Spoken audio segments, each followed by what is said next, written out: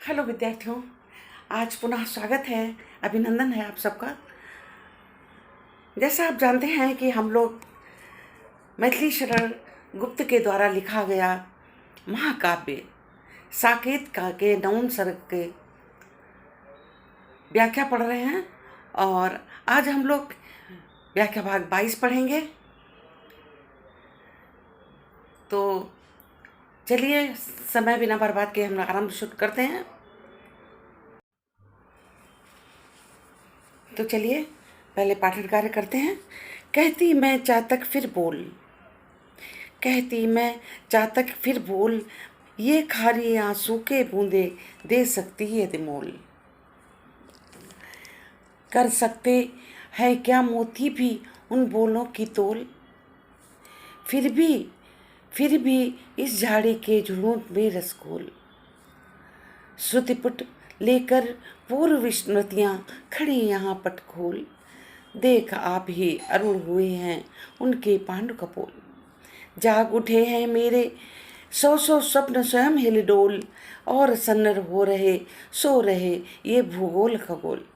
ना कर वेदना सुख से वंचित बड़ा हृदय हिंदोल, जो तेरे सुर में सो मेरे उर्मे है कल्लोल।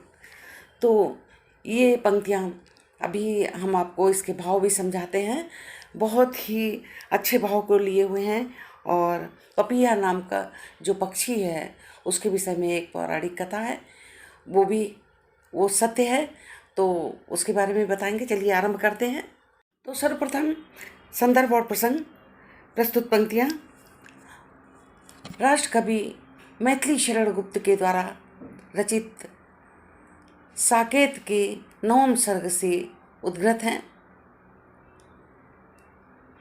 प्रस्तुत पंक्तियों में कवि कहता है कि उर्मिला, जो विरहिणी उर्मिला हैं, वो चातक पक्षी जो चातकी के बार बार बोलने के लिए निवेदन कहती हैं कि तू बार बार बोल। चलिए व्याख्या देखिए।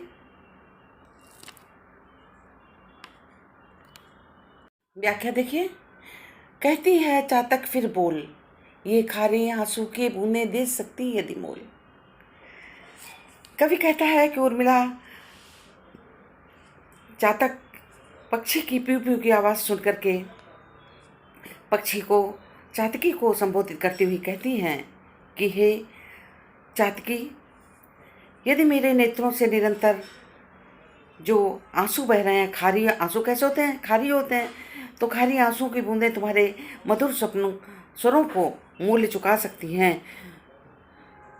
खारी आंसू की बूंदें दे सकती हैं दिमोल। यदि तुम्हारे जो प्यू प्यू की आवाज़ है, दर्द भरी आवाज़ है, उसकी अगर मेरे ये खारी आंसू हैं, आँख के आंसू जो हैं, वो मोल चुका सकते तो मैं ज़रूर चुका देती और तुम्हारी आवाज़ को सुनती रहती। कहती है चातक फिर बोल, ये खारे आंसू की बूंद दे सकती है यदि मोल।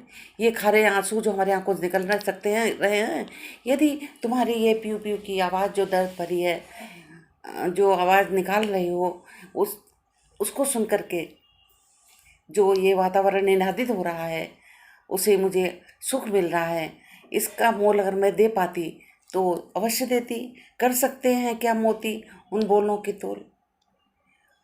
उर्मिला कहती हैं क्या तुम्हारे जो मोती से जो प्यू प्यू की आवाज़ निकाल रही हो, जो सुख प्रदान कर रही हो, उसका क्या मोल दे सकते हैं खारे आंसू? जो मधुर स्वर जो तुम्हारे निकल रहे हैं, उसका मोल कोई दे सकता है? प्रेम। अब आगे देखिए। फिर भी इस झाड़ी के झुरमुट में रस घोल। अब वो क्या कह रही हैं? वो कह रही है मेरा जीवन एक झुरमुट की तरह हो गया, सूखा झाड़ जैसे नहीं हो कहीं पे जो पेड़ पौधे सूख जाते हैं, झुरमुट हो जाता है, तो कहती हैं कि एक झुरमुट की तरह मेरा जीवन हो गया है। फिर भी झाड़ी के झुरमुट में रस बोल। फिर भी जो हमारा जीवन है वो झाड़ी की तरह हो गया है, इसमें तू अपने मधुर जो गीत गा रही है प्यू प्यू का, उससे मेरे जीवन में रसघोल आनंद पहुंचा। श्रुति पट लेकर पूरी स्मृतियाँ खड़ी यहाँ पटखोल। तुम्हारी ये प्यू प्यू की आवाज़ जो है उससे क्या होता है सुन करके, जो मेरी कान है श्रुतिपुट, वो कैसे हैं, वो पहले की स्मृतियाँ जो जब लक्ष्मण यहाँ थे उनके साथ जो मधुर स्मृतियाँ थी हमारी, उनको वो याद आ गई हैं और वो अपने कान को खोल करके जो सुनने के लिए तैयार खड़े हैं।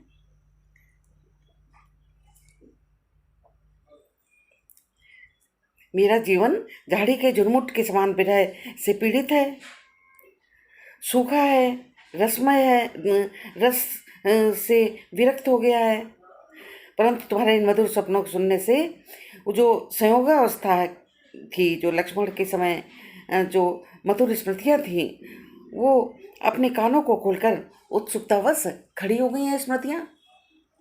फिर भी इस झाड़ी के झुरमुट में रसघोल श्रुतिपुट लेकर पूर्व स्मृतियाँ खड़ी हुई पटखोल। देख आप ही अरुण हुए हैं उनके पांडु कपोल।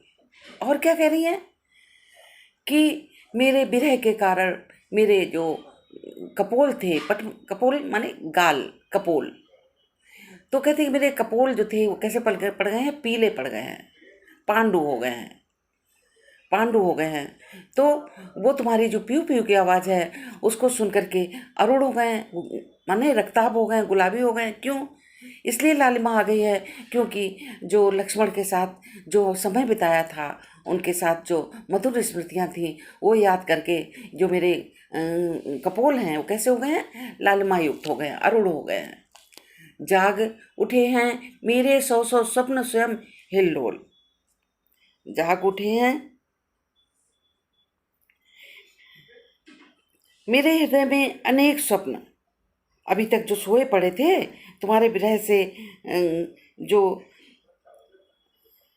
सुरों को सुन करके, तुम्हारे जो प्यू प्यू की आवाज़ है इसको सुन करके हिलडुल कर पुनः जागृत हो गए हैं। देखिए, जाग उठे हैं मेरे 100 स्वप्न स्वयं हिल्लोल। मेरे जो स्वप्न जो है सो गए थे, जो लक्ष्मण के साथ बिताने का समय जो था, वो मैंने स्वप्न देखे नहीं थे, सो गए थे, उनसे मिलने की मुझे आशा नहीं, तो वो अब स्वयं ही तुम्हारी आवाज़ सुन करके, प्यू प्यू की आवाज़ सुन करके हिलने डुलने लगे हैं, माने जागृत हो गए हैं, हिल डोल। फिर देखिए आगे, और सन्न हो रहे, सो रहे ये खगोल भूगोल खगोल। अब क्या है, परंतु पृथ्वी और ब्रह्मांड के सारे ग्रह, जो आकाश है, पृथ्वी है, ये सब क्या है, ये सब जो है अभी भी निस्तब्ध और शांत है। सन्न हो रहे, लो सो रहे ये भूगोल खगोल। तुम यदि अपना स्वर निकालना बंद कर दोगी तो मैं जिस वेदना के सुख अनुभव कर रही हूँ वो नहीं करूँगी। जैसे ना कर वेदना सुख से वंचित, बढ़ा हृदय लो। वो कह रही है कि तू बोल, प्यू प्यू की आवाज़ निकाल रही, बोल, क्योंकि जो मुझ में वेदना है, वेदना तेरी प्यू प्यू की आवाज़ सुन के मुझे क्या है, स्मृति को है ये लक्ष्मण की, तो वेदना का सुख जो मैं मुझे वेदना जो है अब सुख पहुंचाता है, तो मैं उससे वंचित नहीं रहना चाहती। और तू बोल बोल के और उसे बढ़ा दे, वेदना का सुख जो है मेरे अंदर और बढ़ा दे, तू उससे वंचित नहीं करो। अब क्या है आगे देखिए, जो मेरे सुर में सो मेरे उर में कल कलोल। क्या कहती हैं कि तुम अपने मन रूपी झूले को पेंग बढ़ाओ और मधुर मधुर स्वरों में प्यू प्यू कहो, गुंजार करो, क्योंकि मधुर प्रेम की तरंगे जो हमारे हृदय में आंदोलित होती हैं, जो तेरे सुर में वो मेरे उर में, जो मेरे हृदय में जो विरह वेदना है वो मैं मेरे अंदर जो व्याप्त है, वो तुम्हारे सुर में भी जो तुम्हारा स्वर है उसमें भी विरह की आवाज़ आ रही है। तुम निरंतर उसी तरह अपने मधुर स्वरों से प्यू प्यू कह करके वातावरण को निनादित करते रहो, कल कल्लोल। इस जो वातावरण है उसमें आवाज़ को फैलाती रहो, निनादित करती रहो। अब चातक पक्षी के बारे में हो सकता है कि कुछ विद्यार्थी ना जानते हों, तो इसकी भी एक कहानी है और पौराणिक कथा के अनुसार हम थोड़ा सा आपको बताएंगे। उसके बाद में आप ये काव्य सौंदर्य के में चातक की कहानी लिख सकते हैं कि एक चातक पक्षी है जो केवल बारिश जब होती है, वर्षा होती है, तो वर्षा की ही बूंदें पीता है और ज़मीन पर गिरा हुआ नहीं पीता। वो ऊपर मुँह किए रहता है, प्यू प्यू करता रहता है, पानी मांगता है बादल से और ऊपर ही मुँह किए रहता है। तो जो पानी अपने आप उसके मुँह में गिरता है वही पीता है, बाकी नहीं पीता है। तो ऐसा इस पक्षी के बारे में, चातक पक्षी के बारे में बताते हैं। इसकी इस पे आधारित कहानी भी है, पौराणिक कहानी, वो हम आपको अलग से इसी पे डालेंगे। तो चातक और चातकी की कहानी। तो अब हम लोग विशेष पढ़ेंगे। तो इसमें क्या है, मानवीकरण और अनुप्रास अलंकार है।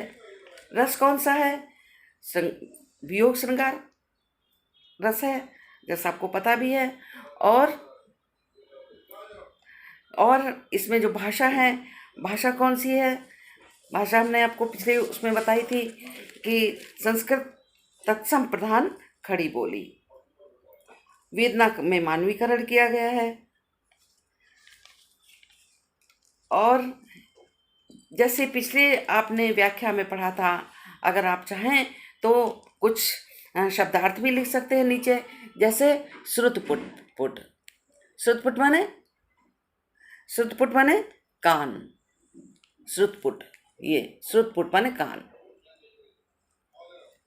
और पांडु, जैसे उन्होंने कहा मेरे पट जो हैं, कपोल जो हैं, कैसे पड़ गए हैं, पांडु पड़ गए हैं, पीले पड़ गए हैं। पांडु माने पीले।